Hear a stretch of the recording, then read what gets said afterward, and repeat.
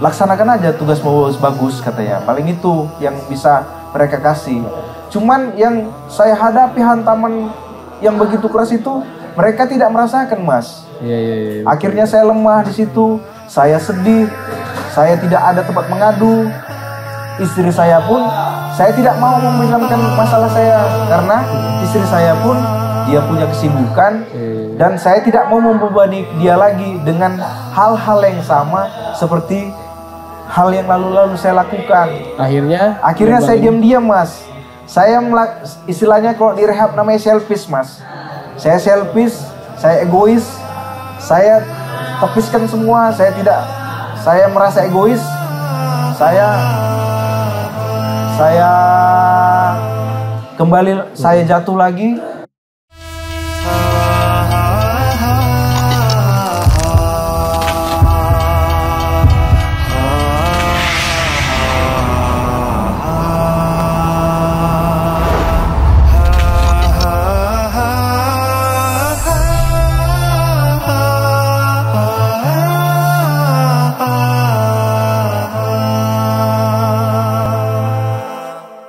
Pisah kan akhirnya? Ya, Mas. Cerai akhirnya kan?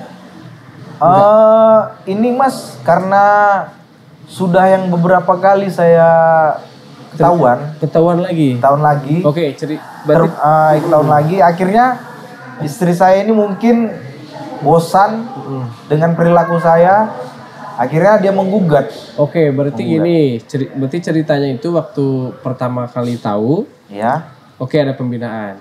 Ya. Istri masih menerima. Iya. Di tahun 2018. Iya. Itu pembinaannya berapa lama? Pembinaannya 1 bulan di Peleton khusus saya. Peleton khusus. Oke lah, selesai pembinaan. Khusus namanya, ya. Seperti biasa lagi. Iya. Seperti biasa lagi, udah normal. Di keluarga normal juga. Iya, Masa. Apa terjerumus lagi? Kapan? Kenapa? Sekitar tahun tahun 2000 itu, Mas. Tahun 2000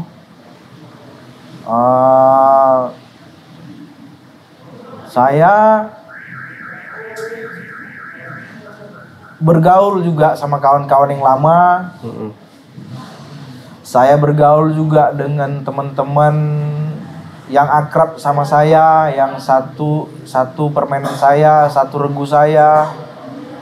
Di situ saya juga disubuhkan. Itu tahun berapa?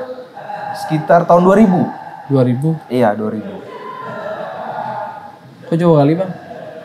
Dari 2018? Iya. 2018 ke 2000 kan saya udah tonsus ini. Udah normal.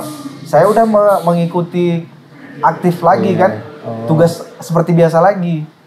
Nah, di waktu inilah 2000 setelah itu saya mendekati menuju ke 2021 itu. Berarti tahun 2018. Pokoknya selang waktu dari 2018 ke 2021 itu, Mas. Tapi di situ kan berhenti dulu kan? Iya, saya sempat berhentinya. Berarti istri menerima lagi. Iya, menerima lagi. Seperti biasa. Iya. Berarti di tahun 2020-an. Iya, sekitar 2020-an. Terjun lagi. Iya. Terjerumus lagi.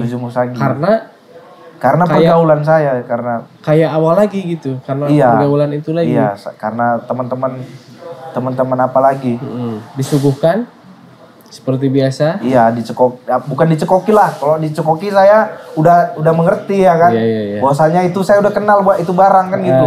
Kalau ini saya udah kenal, saya udah sadar bahwa mengetahui itu bahwasanya itu adalah narkoba. Ini saya sudah tahu dan saya mau coba lagi kan gitu.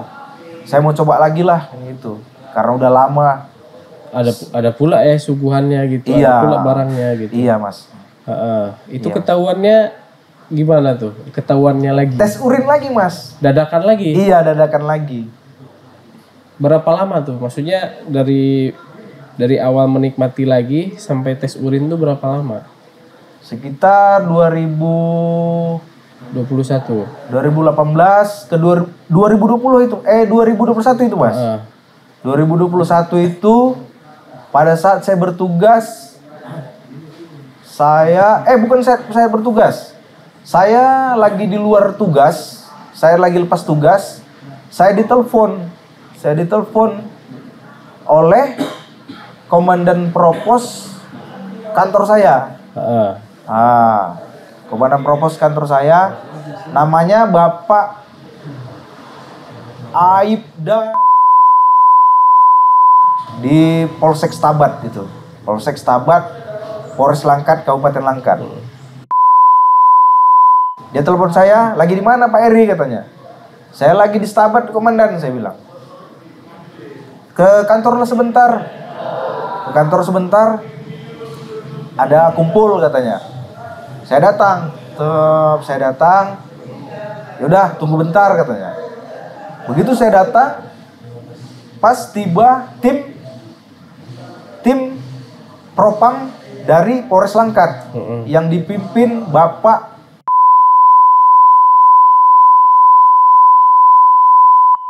begitu pada saat dia masuk ke kantor, kami diapelkan, saya bergiliran itu Mas, bergiliran kami satu kantor, satu satker itu diperiksa tes urinnya. Masuklah giliran saya.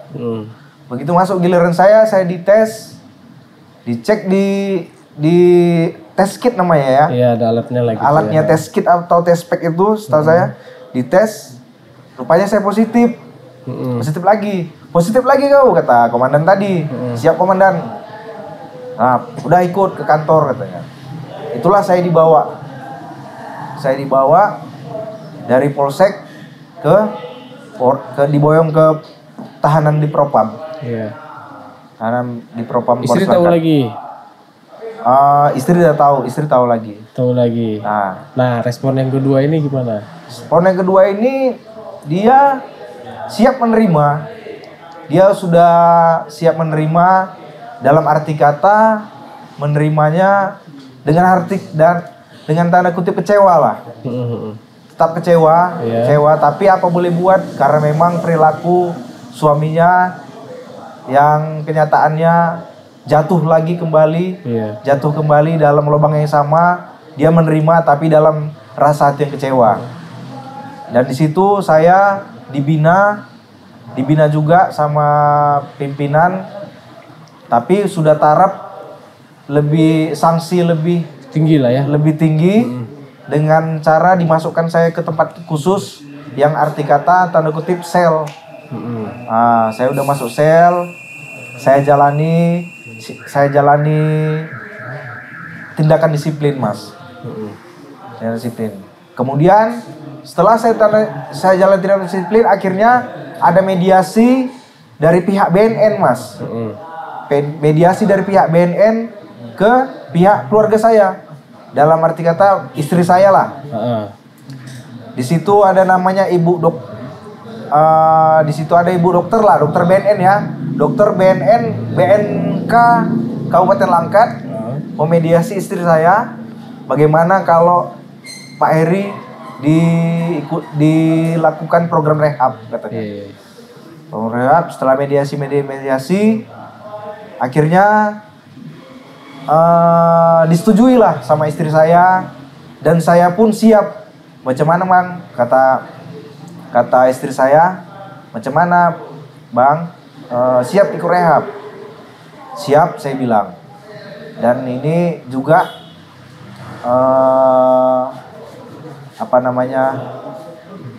rekomendasi dari pimpinan juga lah. Itulah saya setuju mengikuti program rehabilitasi narkoba yang pertama di Babes, Balai Besar Rehabilitasi Narkotika Bogor, Lidu. Di Babes Lidu itu Mas. Berapa lama? Selama 6 bulan, mulai dari tahun 2021 sampailah saya sebelum relap lagi yang sekarang gitu. Oke, berarti habis pulang dari Bogor udah selesai lah cerita. Iya, Mas. balik lagi ke rumah sama istri lagi. Iya. Kena lagi habis itu. Setelah saya relapse Mas, setelah saya selesai dari Bogor di tahun 2021 itu, saya tetap melaksanakan tugas. Tapi belakangan itu akhir belakangan ini saya banyak tersandung masalah, Mas. Masalah apa aja? Maksudnya dalam arti tersandung masalah dalam arti kata saya tersandung banyak problem. Ini bukan karena lagi teman-teman yang memberikan saya narkoba, memberikan saya narkotik, bukan teman-teman lagi, tapi saya sudah diterpa banyak problem, Mas. Salah satunya saya sering bertengkar sama istri. Gara-gara apa itu? Gara-gara mungkin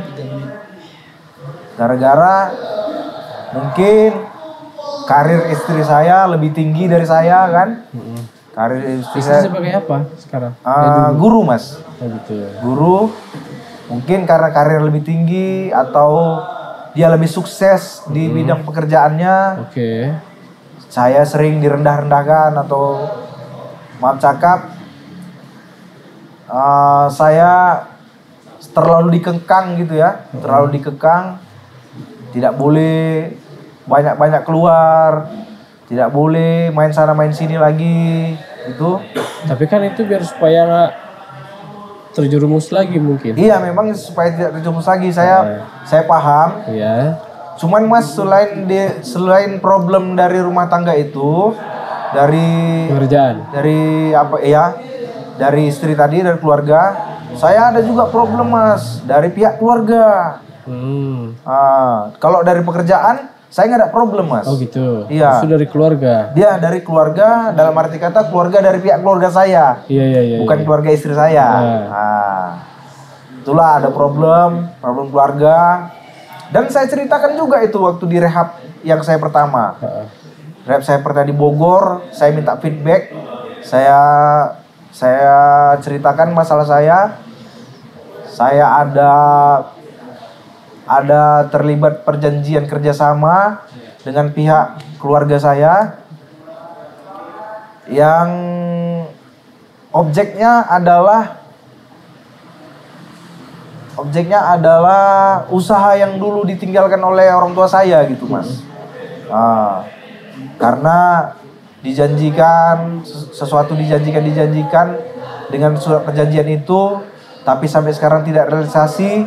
Tapi saya terus ditagih lah sama mereka ya kan, sama pihak keluarga saya itu, bagaimana gini tentang pekerjaan itu. Saya angkat tangan, saya nggak ngerti apa-apa, saya bilang itu. Saya taunya cuma kerja, saya bilang gitu.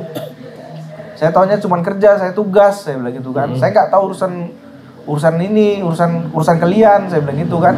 Urusan dari pihak keluarga tadi. Cuman ya udahlah, tanda tangani aja lah ini surat perjanjian. Oke, saya ikutilah, saya tanda tangani.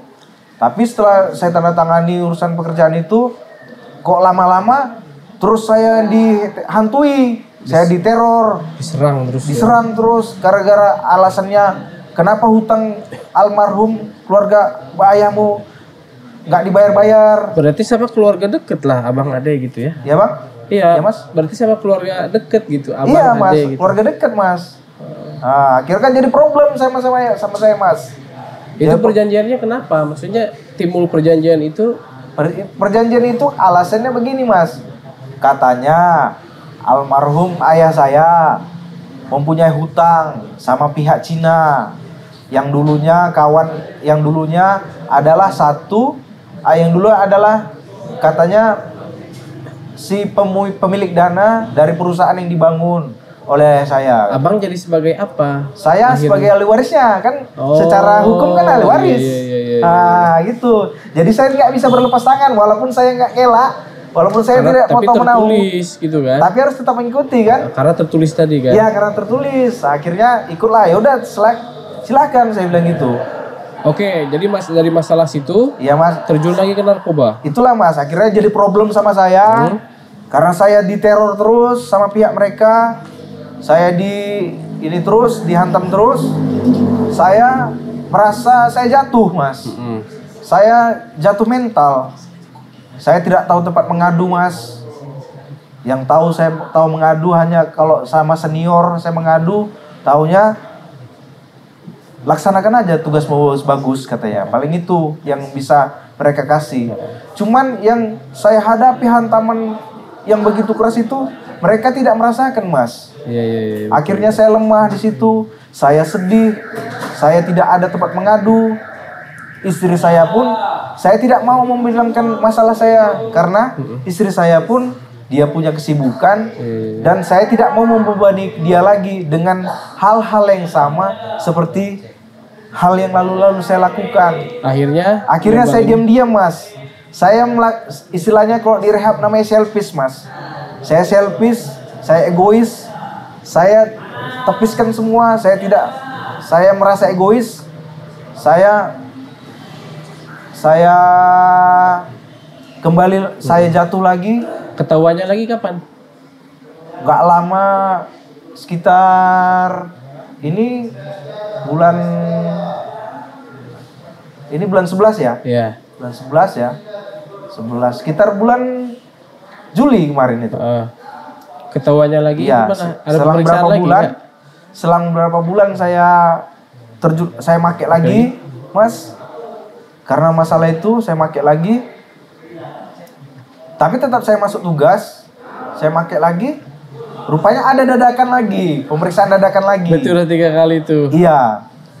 Dan itu memang tidak terjadwal, Mas. Memang ada kinerja dari Dipropam ini yang secara mendadak-dadakan tidak diketahui. Ketahuan lagi. Ya, oke akhirnya lah, singkat cerita ketahuan. Di situ pemeriksaan tes urin di tempat, pemeriksaan tes urin di tempat, saya terbukti lagi. Istri kan tahu lagi. Iya, istri tahu lagi. Respon ketiga gimana? Yang ketiga akhirnya dia mengajukan gugatan cerai. Gugatan cerai ke propos sudah ke propos. Sampai sejauh ini sudah di tahap propos, Mas. Berarti belum selesai nih? Belum, Mas. Belum ada persidangan. Oh, berarti baru mengajukan. Masih mengajukan. Tapi Mas, masih ada harapan nggak? Insya Allah atas izin Allah, kalau ada izin Allah ya masih ada harapan. Mudah-mudahan ini rehabnya berhasil nih. 100% total, jangan. Iya Mas, insya Allah Mas. Saya juga sudah pegang komitmen sama di sini ya kan. Sudah juga banyak mendapat bekal di Baitu Syifa inilah yang sangat berbeda rehabnya dibanding. Gimana tuh? Bisa ceritakan sedikit nggak di Baitu Syifa nih rehabnya? Ya. Gimana nih? Kalau saya bandingkan ya dengan rehab-rehab yang umum, salah satunya di Baitu Syifa ini sangat unggul Mas. Baitu Syifa ini lebih unggul dari rehab-rehab yang di luar. Unggulnya itu ya karena mungkin bukan hanya karena islaminya. Saya menilai di Baitu Syifa ini merehab orang untuk merubah perilakunya itu, dia tidak dengan secara terapi gitu Mas, tapi secara akidah.